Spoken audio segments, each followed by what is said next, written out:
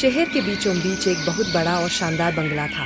ऊंची दीवारें, बड़ा सा गेट, अंदर लंबा बगीचा और सोने जैसी चमकती हुई सीढ़ियाँ। लोग दूर दूर से सिर्फ उस बंगले की एक झलक पाने आते थे। इस बंगले के मालिक थे राजेंद्र प्रसाद जी, जो शहर के सबसे बड़े कारोबारी थे। इस बंगले में उनकी पत्नी, 3 बेटियां और एक बेटा आर्यन रहता था।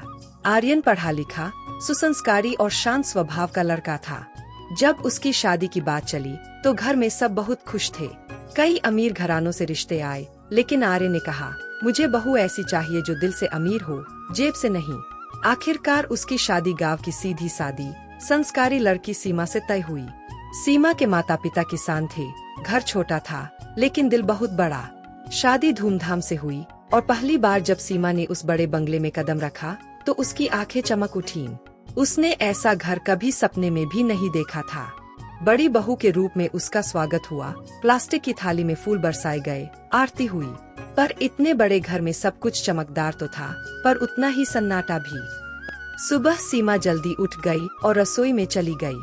नौकरानी ने उसे देखा तो बोली, बहुरानी जी, आप क्यों आईं? यहाँ तो हम सब काम कर लेंगे। सीमा मुस्कुराई, मैं बहू जरूर हूँ, मगर पहले एक गृहलक्ष्मी हूँ। खाना खुद बनाना मुझे पसंद है। उसने खुद सबके लिए गरम गरम पराठे और चटनी बनाई। जब सबने खाना खाया तो सबके चेहरे पर खुशी थी।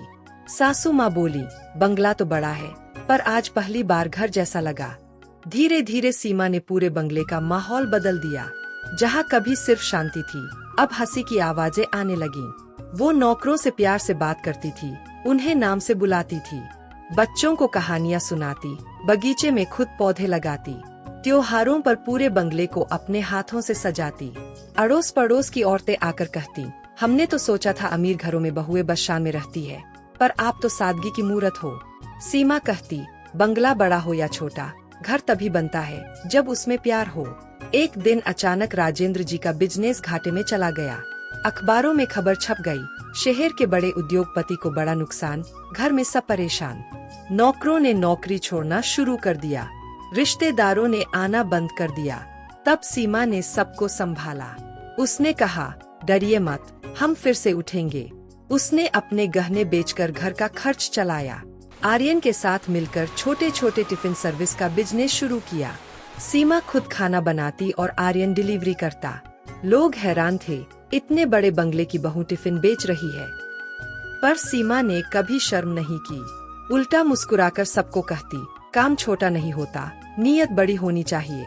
धीरे धीरे उनका टिफिन सर्विस इतना मशहूर हो गया कि बड़े ऑफिसों से ऑर्डर आने लगे। उसी पैसे से आर्यन ने नया बिजनेस शुरू किया, जो फिर से चल पड़ा। कुछ महीनों में बंगले में फिर से खुशियाँ लौट आईं। नौकर वापस आ गए, रिश्तेदार भी आने लगे। पर इस बार फर्क ये था, सब सीमा का सम्मान पहले से कहीं ज्यादा करने लगे। राजेंद्र जी ने पूरे परिवार के सामने कहा, हमने पैसे से बना बंगला तो पहले ही खड़ा कर लिया था, पर इसे घर हमारी बहू ने बनाया। आज उस बड़े बंगले में जो भी आता है, उसे सबसे पहले दीवार पर लगी एक नेम प्लेट दिखती है, सीमा निवास, जहाँ दिल से स्वागत होता है। बंगला बड़ा हो सकता है, पर बहू का दिल अगर छोटा हो तो घर खाली रह जाता है। बहू का संस्कार ही असली दौलत है।